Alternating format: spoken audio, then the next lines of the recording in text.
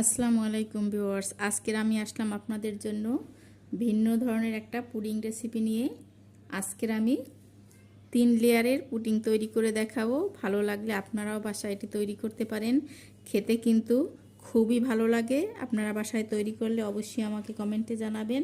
আর এখনও আমার চ্যানেলটি যারা সাবস্ক্রাইব করেন নাই তাদের কাছে অনুরোধ রইল, তারা আমার চ্যানেলটি সাবস্ক্রাইব করে লাইক কমেন্ট শেয়ার করে দিবেন। আর ফেসবুক পেজ থেকে যারা দেখছেন তারা লাইক কমেন্ট শেয়ার করে আমার পেজটি ফলো করে দিবেন।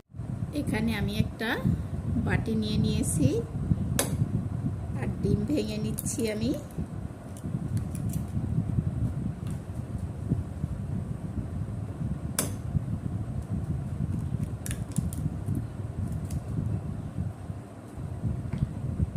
আর এটা পাশে সরিয়ে রেখে আর একটা বাটি নিয়েছি। এখানে আমি একটা ডিম ভেঙে নিয়েছি।